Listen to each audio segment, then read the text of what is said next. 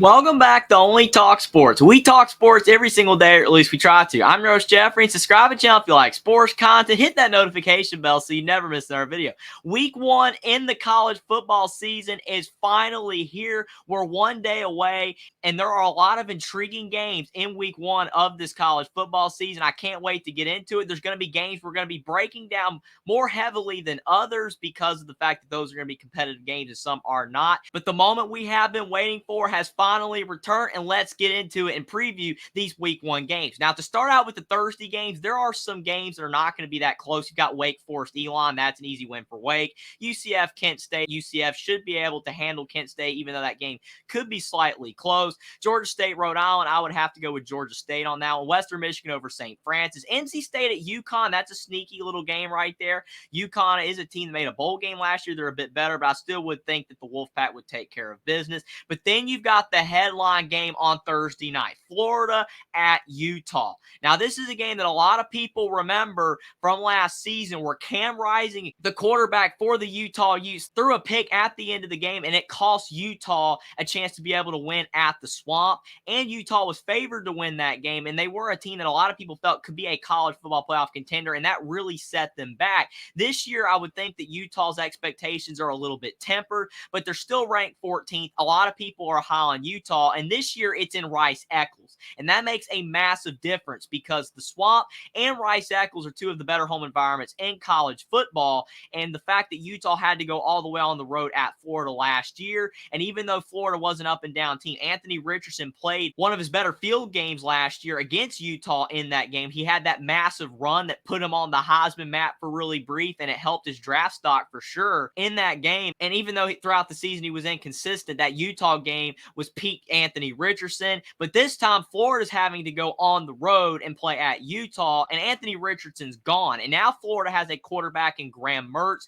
that he's very inconsistent and up and down. And a lot of people are wondering if he's going to be able to provide that upside that Florida needs at the quarterback position to help them compete against some of these better teams like Anthony Richardson did. But good could come out of this for Florida, and having a quarterback like Graham Mertz that might make fewer mistakes. And even though he does not offer you that explosive upside of Anthony Richardson, he's going to do more dink and dunks, and as long as he doesn't turn the ball over, he might actually be able to give Florida a shot to win more games like this. But the problem is, again, it's going on the road. Florida's going to have to travel all the way across the country, just like Utah did in Week 1 with a new quarterback. I don't know. I think that Florida has a shot in this game, just like Utah had a shot against Florida last year, even though they didn't win. But Utah, the difference was that they were favored in that game. Florida's not going to be favored in this game, and I'm sure that there's some people that believe Florida will win this game because they are an SEC school. They're better than the Pac-12 in a lot of people's minds, but I still feel like Utah is the more experienced team. Florida might have more talent on paper because Billy Napier's doing a great job getting talented players on offense and defense to come to the Florida Gators, even better than Dan Mullen was able to do. But Utah, again, has veterans. But there's just been breaking news that Cam Rising will not be playing in this game against the Florida Gators. And despite everything that I've just said, everything that leans Utah's way, because of all the experience they do have on the defensive side of the ball, and the fact that their offense, you have a quarterback that is one of the most experienced in college football. If Cam Rising was playing in this game, I would definitely be picking Utah to win fairly easily, at least by around 10 to 14 points. I think that Florida would have been able to keep it close, especially considering the fact that a lot of people actually are fairly high on Florida and thinking that they could be a solid team this year and they could be competitive in this game. But now Florida's definitely going to be competitive in this game because also Utah is probably not going to have tight end Brent Keithy as well. It looks like he might not be playing, and that's going to really hurt Utah's experience on the offensive side of the ball. Quarterback Bryson Barnes, he's a junior. He has played for Utah in limited opportunities before, so he's going to have to step up to the plate and at least provide about half of the production of what Cam Rising would normally do in a big game like this. And if Bryson Barnes could just stay turnover free and use that Rice-Eccles crowd to his advantage and to the team's advantage and get Florida on their heels, all you got to do is get Florida behind in this game and the crowd will really get into it, and I think that Utah will be fine. But without Cam Rising, and it looks like without Brent Keithy as well, I'm not as confident picking Utah over over Florida than I was before this breaking news. But that's just going to make this game all the more interesting, and I think it's going to be one of the best games of week 1. But I'm still going to go with Utah to beat the Florida Gators 28-24. I think it's going to be a really close game now that Cam Rising is not going to be playing. Hopefully for the Utes, they can get him back soon, because they are not going to be able to go this whole entire season and have a lot of success without him. But I do think they can get by against the Florida Gators. But if Florida does win, Cam Rising being out is definitely going to aid the Gators in that regard. But I do think Utah is barely going to hold on in this game at the end of the day. Then you've got Nebraska, Minnesota. I'd have to go with Minnesota in this one. Matt Rule in Nebraska might put up a fight here, but it is his first game as the head coach in Nebraska, and I feel like Minnesota just has a more experienced and veteran team and more talent right now than Nebraska. I have to go with PJ Fleck and the Fighting Minnesota Golden Gophers. Then you've got Missouri, South Dakota. That should be a win for Missouri. I have Tulsa over Arkansas, Pine Bluff, UAB over North Carolina A&T, and Arizona State over Southern Utah. Then to move on to the Friday games, I have Eastern Michigan over Howard, Michigan State over Central Michigan. I know the Spartans have been struggling lately, but they still should win that game. There has been a lot of memes of Miami, Ohio beating the Miami Hurricane, because Miami does slip up against teams like Middle Tennessee State, and they've struggled against other teams in the past. But I'm going to go with Miami tentatively in this one. They should win this game, but it would be a horrible loss for Mario Cristobal if they were not able to win. Another underrated game on Friday nights, Louisville at Georgia Tech. Georgia Tech is a new head coach. Georgia Tech's trying to figure their way out. They lost Jeff Sims to the Nebraska Cornhuskers, and I do think that they're going to have some struggles on the offensive end, especially to start the season. And I think Louisville, despite having a first-year head coach as well in Jeff Brom, I think Louisville will find a way to be able to win this game, but it should be a fairly close game, but I'm going to go with Louisville. Then I got Kansas over Missouri State, and I got Stanford over Hawaii, even though there is a possibility Hawaii could win this game. But Vanderbilt was able to beat Hawaii, and I think that Stanford will as well, despite the fact that they're having to travel on the road to play the Rainbow Warriors. Then to move on to the Saturday games where most of the action is going to be. You've got Michigan and East Carolina. I'm going with Michigan. East Carolina could be a solid team. They don't have Holt Nailers anymore, and even though Jim Harbaugh is suspended for this game, Michigan still should win. Tennessee, Virginia, this is a game that I don't think a lot of people are talking about. It is on ABC, which is going to give it more national coverage, but the fact that Virginia as a team has really been struggling lately, and Tennessee, despite the fact that their defense can be a problem at times, and Joe Milton's a quarterback that a lot of people have question marks still about, I think that Tennessee will be able to take care of business in Neyland. If this game was at Virginia, maybe be a bit tougher, and I do think Virginia will be able to compete in this game because it's week 1 and crazier things can happen, but I'm going to have to go with Tennessee in this game. Then you got TCU, Colorado. This is another sneaky game because it's Deion Sanders' first game as the head coach of the Colorado Buffaloes, and a lot of people are high on Deion. Some people are even saying that Deion Sanders could get Colorado to an 8-4 season in his first year as head coach. I don't see it because of the fact that the Pac-12, in its last year of existence as we currently know it, has so many good teams in it. Colorado has a tough schedule, and even though Deion Sanders was able to bring in a lot of talent to the transfer portal, including his son at the quarterback position, I don't know if it's going to be enough to be able to transform Colorado into suddenly a great team. And granted, TCU's losing a lot of talent. They don't have Quentin Johnson anymore. They don't have Condre Miller. They do not have Max Duggan. They've lost a lot of talent. They lost Garrett Riley, their offensive coordinator, to Clemson. So TCU being ranked 17th when last year they were a playoff team is justified because they've lost so much. But TCU has brought in some talented transfers like Trey Sanders and JoJo Earl and a bunch of other players as well. And I think that TCU is going to be able to use that talent to be able to stave off Colorado. This could be a close game, but I do think TCU will win at the end of the day. Oklahoma I have over Arkansas State. Iowa I have over Utah State, even though the Hawkeyes do struggle on offense, but they got K. McNamara. Utah State can be a bit feisty, but I'm going to go with the Hawkeyes. Kentucky should beat Ball State. Liberty should beat Bowling Green. It could be an interesting game, but I do think Liberty will find a way to win. Purdue and Fresno State. This is a game that you look at Jake Haener not being at Fresno State anymore. Purdue, they don't have Aiden O'Connell. They don't have Jeff Brom anymore. But still, I do think Purdue has more talent. Hudson Card has transferred from Texas to Purdue. Ryan Walters has done a solid job being able to keep Purdue afloat, bringing in some solid players. And I do think without Jake Haener, Fresno State is not going to be as good of a team. If they had Jake Haener, I might actually have picked the Bulldogs, but I'm going to go with Purdue. I got SMU over Louisiana Tech. Boston College barely over Northern Illinois. Boston College is a team that's really struggling the last couple of years. Jeff Hafley cannot lose this game if he wants to keep his job, but I do think he'll get the job done. I have Ohio over Long Island, Arkansas over Western Carolina, Air Force over Robert Morris, Ole Miss over Mercer. That should be a very easy win for the Rebels.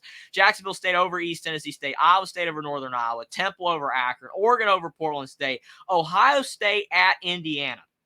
This is a game right here that on paper, it looks like it should be a blowout. Ohio State is more talented. Granted, they do not have CJ Stroud anymore, but they do have a very talented quarterback in Kyle McCord that is taking over the job. He was able to beat Devin Brown in the quarterback competition, and a lot of people think he still could play in this game, especially if Ohio State blows it open, or if Kyle McCord is struggling, maybe Devin Brown could come in. But either way, Kyle McCord has been announced as the starter, and Ohio State still has Marvin Harrison Jr., who was knocked out of the Georgia game. And if he had not been knocked out, Ohio State could have won it all last year. He's a very talented player. Ohio State has Travion Henderson back at running back. He's talented. They've got good defensive players. Maybe their secondary is still a bit weak, but Ohio State all around is the much more talented team. But Ohio State has been a team in week one in the past that has struggled a bit. Last year, they only beat Notre Dame by 11 points. They only beat Minnesota the year before that by around 10 on the road. And this game is at Indiana, and I'm sure it will be a sold-out crowd for the Hoosiers because of the fact whenever Indiana plays Ohio State, especially early on in the season, they always do get a big home crowd. Even if the Indiana fan base does not think they have a great chance to win, they're going to support their Hoosiers in these big games. And Indiana's got an overhauled roster. And sometimes that's a bad thing because you don't have that roster continuity, and it's very tough for these players to mesh together. But Indiana has brought in some talented transfers, so they might actually be a better team than they were last year, even though a lot of people are not thinking that that's the case. Indiana's brought in the brother of Trace Jackson Davis, Taven Jackson, to be the starting quarterback. Potentially has not been announced as the starter yet. He's been in a fight with quarterback Brendan Sorsby, but I do think Taven Jackson will win the job. Indiana does have Jalen Lucas. He's a wild card player. He was an All-American last year as a kick returner. He had almost 1,000 all-purpose yards as a true freshman for Indiana. A lot of programs wanted him. He stayed at Indiana. I think he could be an X factor in this game. If he has a big game, maybe Indiana will have a shot. Indiana's got some solid receivers like Cam Camper and E.J. Williams that transferred in from Clemson. Indiana's brought in some solid players on defense as well. Indiana is going to have a lot of luck in this game, and they're going to have a lot go wrong for Ohio State. The Buckeyes are favored by 30 for a reason, and even though Indiana is a team that no one is believing in, sometimes that can be beneficial to a team like Indiana. No one's giving them a shot. No one thinks they're going to be able to win this game. I'm not going to pick them to win this game. I think Ohio State at the end of the day will win this game somewhere around 42-21 or something like that, but I do think Indiana can make this game competitive at least for a half. And if Ohio State does not watch out and Kyle McCord is turning the ball over and he's struggling and Ohio State's secondary isn't getting the job done against Indiana, and Taven Jackson goes out there and he's throwing for maybe 400 yards, kind of like Michael Penix did a couple years ago against Ohio State, and the Hoosiers were almost able to win. And again, this game is at Indiana in week one, Kyle McCord's first game as starting quarterback for Ohio State on the road. It could be a game that's a lot closer than people realize. It's the first ever Big Ten game on CBS as well. What an honor for both of these schools of being on the network for the first time. But I still do think that Ohio State will win this game fairly comfortably, but it could be a little bit better than people are expecting. Then you have Boise State, Washington. This is another sneaky good game. The aforementioned Michael Penix from Indiana now at Washington. He was great for the Huskies last year. Kalen DeBoer, the former Indiana offensive coordinator, has been a great head coach at Washington. They have great chemistry. And Boise State is a really solid group of five team. A lot of people know them as the best group of five team over the last 25 years. But if this was Boise State of 15 years ago, I would argue that Boise State could win this game. But Boise State has not been as good the last few years. They've been more of an 8-4 team instead of a team that's like 10-2, 11-1. I still think they'll put up a fight in this game. This is not an easy game for Washington in week one. They cannot overlook the Broncos, but I think Michael Penix will have a solid game, and I do think that Washington will find a way to pull away from Boise State in the second half and at least win by around 14, but this is definitely a game Washington cannot overlook. Then you have Texas and Rice. I think Texas should easily win this game, but they do not need to overlook anybody because Texas definitely can sometimes overlook opponents. Notre Dame over Tennessee State, that should be easy, especially because Notre Dame's already played Navy and they were able to blow them out. Wisconsin's going to be able to beat Buffalo, I think. Auburn over Massachusetts, they should win. Crazy that that game is on ESPN. Then you've got Maryland over Towson. I think Maryland will win. Then you've got Western Kentucky over South Florida. This is actually an underrated game on CBS Sports Network. South Florida's a team that's been really struggling lately ever since Charlie Strong had them playing pretty well early on in his tenure, but they've been very awful the last couple years. Western Kentucky, they are a team that's been known for their high-flying offenses with Austin Reed at quarterback and Bailey Zappi. And even though they have had some roster turnover, I do think Western Kentucky should still be the better team. They should find a way to win this game. I got Pittsburgh over Wofford, Cincinnati over Eastern Kentucky, App State over Gardner-Webb, Mississippi State easily over Southeast Louisiana, California at North Texas. I do think that the Golden Bears will find a way to beat the Mean Green here, but this is not going to be a super easy game. California is not a team that's been good the last couple years. Justin Wilcox is heavily on the hot seat. It's about like Jeff Hafley. Cannot lose this game if you're Justin Wilcox in your first game, and it's on the road as well. A very interesting scheduling decision, but I do think Cal will find a way to pull this one out. I got Syracuse over Colgate, UNLV over Bryant, Georgia over UT Martin. That is a game that shouldn't even be talked about at all whatsoever. Georgia, I feel bad for UT Martin. They even have to play Georgia. That's not going to be a pretty game right there. Charlotte over South Carolina State, Florida Atlantic over Monmouth, Georgia Southern over the Citadel, James Madison over Bucknell, and Marshall over UAlbany. USC Nevada. I know a lot of people are talking about USC's defense is not good. They are still struggling. They gave up 28 points to San Jose State. But San Jose State's not a pushover. Maybe USC's defense will do a little bit better in this game. Nevada's a solid team, but they're not the same team that they were when they had Carson Strong. I do believe that USC should win this game by maybe even more points than they did over San Jose State. Florida International over Maine, Kansas State over Southeast Missouri State. That should be an easy win. Texas A&M over New Mexico. I think Texas A&M should easily win this game, but they did lose to App State last year. But New Mexico isn't App State. I don't think that the Lobos are a team that's going to be really a threat for the Aggies, but just Texas A&M. Don't overlook New Mexico. Then you got Army over UL Monroe. I think that the Army will be able to get the job done. Vanderbilt over Alabama A&M. Vanderbilt beat Hawaii. They should be able to beat Alabama A&M. Washington State at Colorado State. Another sneaky game, kind of like Cal at North Texas. Washington State's the better team here, and they've got a solid quarterback, and they've got a coach that's been able to help Washington State stay above 500. They're not as good as Oregon State, Oregon, Utah, USC, UCLA, Washington in the Pac-12, but they are a step below that and still a solid team. Colorado State is a team that they have not been as good lately, but still going on the road in the Rocky Mountains. It's going to be really hard to get the job done, but I do think Washington State should win by at least 7 to 10 points. I got Baylor over Texas State. Houston over UTSA. I do think the Cougars will win despite not having Clayton Tune and Nathaniel Tank Dell anymore. UTSA, though, does not have Zachary Franklin. If they had Zachary Franklin, I probably would pick the Roadrunners to win this game. They still have Frank Harris. He's a solid quarterback, a really underrated quarterback in college football, but without Zachary Franklin, I do think Houston will be able to win, but this should be actually a very close game. Oklahoma State over Central Arkansas, Memphis over Bethune-Cookman, Southern Miss over Alcorn State, Troy over Stephen F. Austin, Alabama over Middle Tennessee State. Not going to be as ugly as Georgia over UT Martin, but Alabama should easily win this game over Middle Tennessee State. Penn State, West Virginia.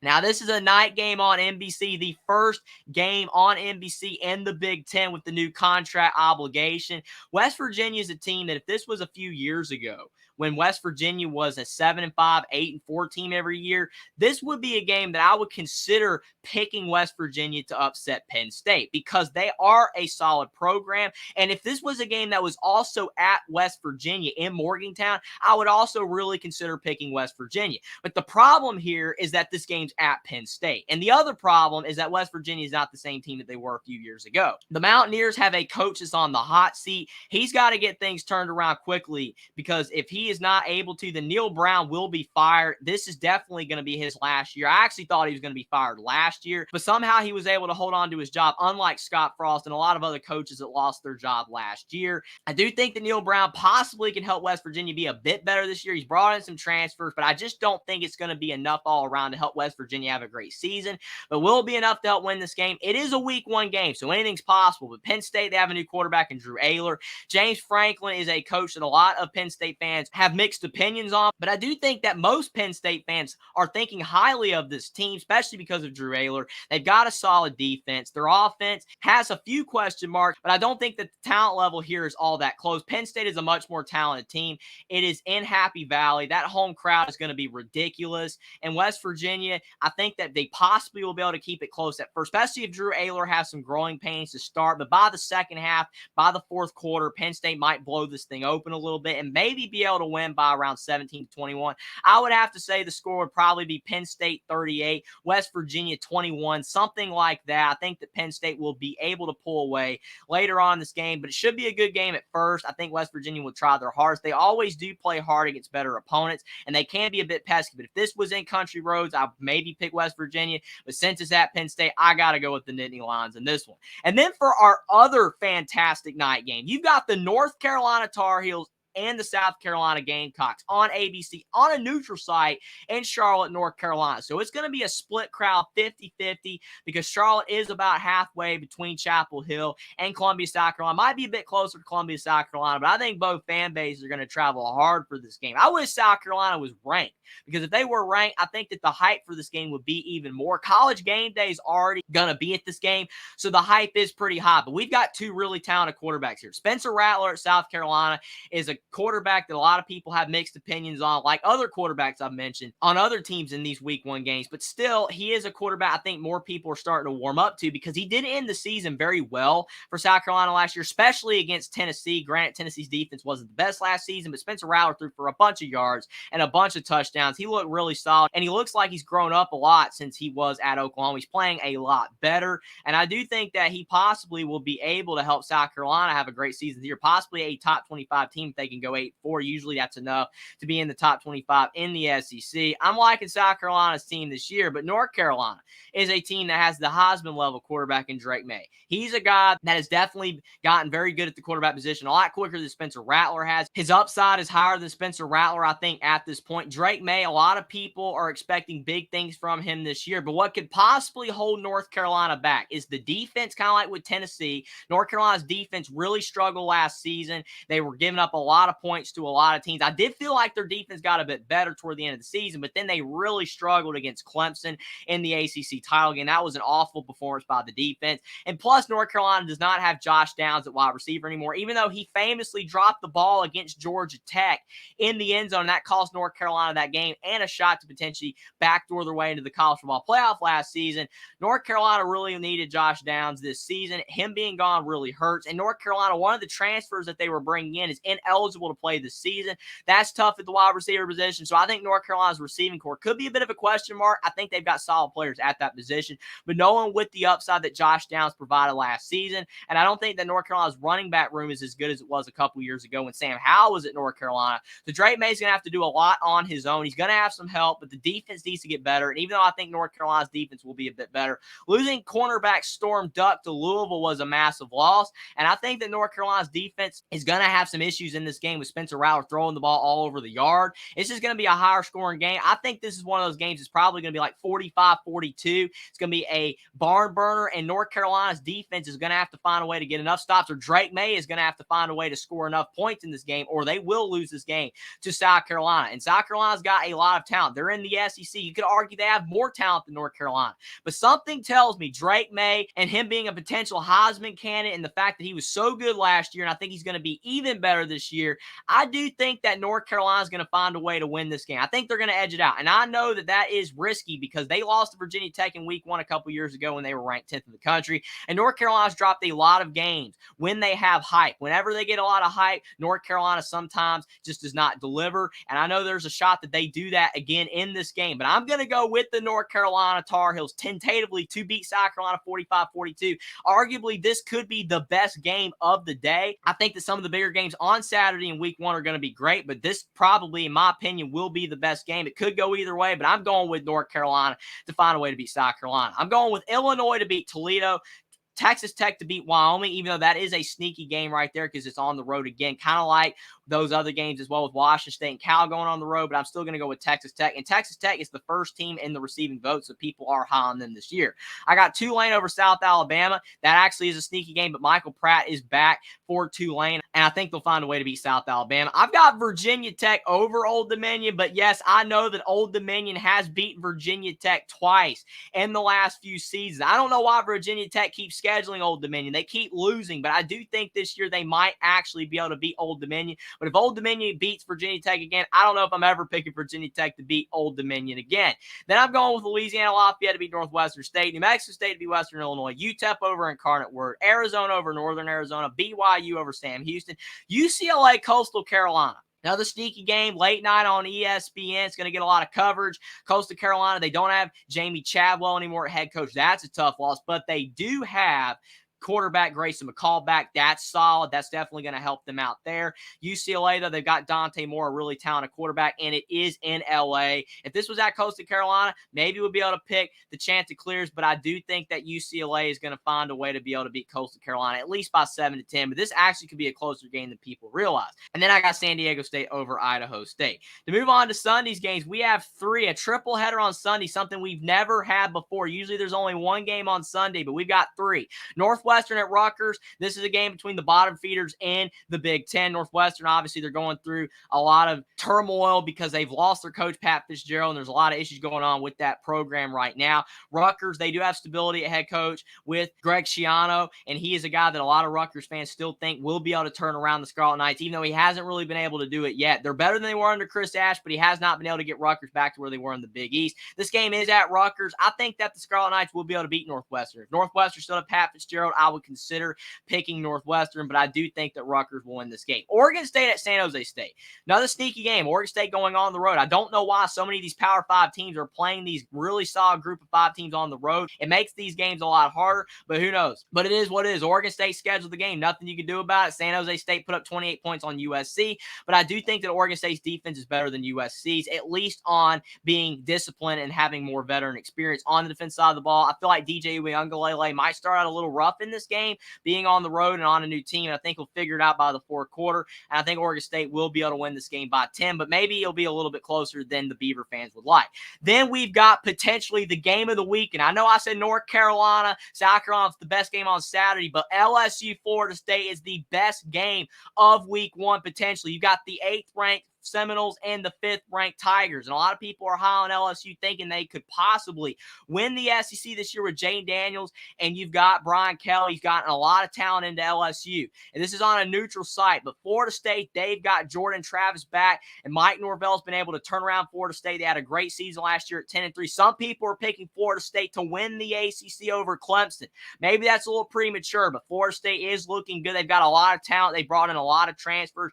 You could argue Florida State has brought in more talented transfers than LSU has, even though LSU probably has a more talented team than Florida State on both sides of the ball. And I know that a lot of people are probably picking LSU in this game to get revenge on Florida State, because last year Florida State, they got on the map by beating LSU 24-23 last year in week one. That was a fantastic game, and LSU missed an extra point, made some mistakes. They probably should have won, but that's why games are not played on paper, and Florida State was able to squeak out that win by 1 point. This year, both teams are really talented yet again. You could argue that Florida State is much more talented than last year. LSU maybe just a little bit more talented, but I think this game is about even on paper. But as long as LSU does not make mistakes like they did last year, I think they can win this game. But Florida State is a team that is on the rise, and Jordan Travis played so well last season, and they were able to beat LSU last year despite the Tigers' mistakes.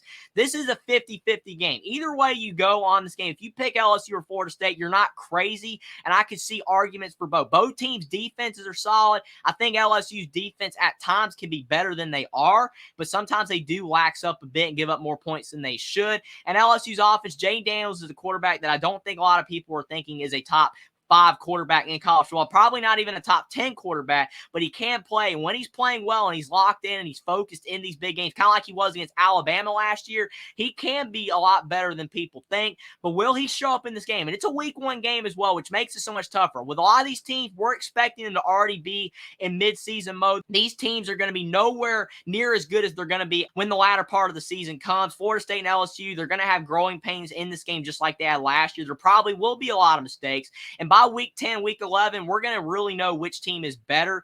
Even if Florida State beats LSU or LSU beats Florida State, that doesn't even necessarily mean that that team's better than the other team. That's just the way week one is.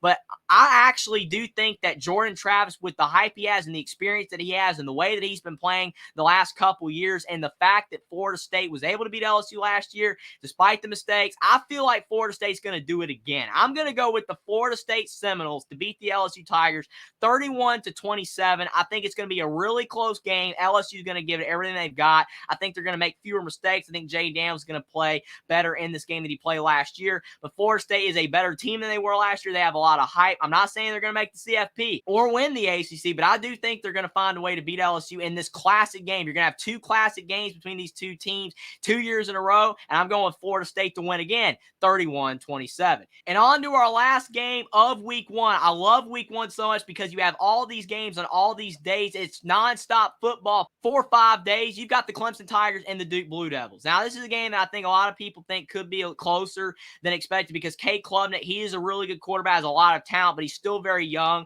And some people think that Clemson is not as good of a team as they were in the past. Granted, that's probably true because they don't use the transfer portal like other teams do. And Dabo Swinney just does high school recruiting. And he brings talented players in. He does a great job in that regard. But since he's not utilizing the portal, I do feel like it's making Clemson a bit of a weaker team than they were a few years ago. Duke's a team that's gotten a lot better. Riley Leonard's a great quarterback. And I think Mike Elko's done a great job to be able to bring Duke out of the ashes of the end of the David Cutcliffe era. They're much better than they were a few years ago. And I do think that this game could be potentially a 7 to 10 point game. But I do think Clemson will win at the end of the day. There's possibly could be an upset here. If Duke won, I wouldn't think it's insane. But I am going to go with Clemson to beat the Duke Blue Devils by around 10 points. But that will round out the week one college football games. Let me know what you think about my picks going up and down the schedule for all of these games. I think there's a lot of great games, a lot of sneaky good games as well. And there could be more upsets than I'm even predicting. But I definitely think that week one in college football is going to be awesome. And I definitely want to hear what you guys think about these games and who you guys think will win these games at the end of week one. Subscribe to the channel if you like sports content. Like this video down below. Follow me on Twitter as well.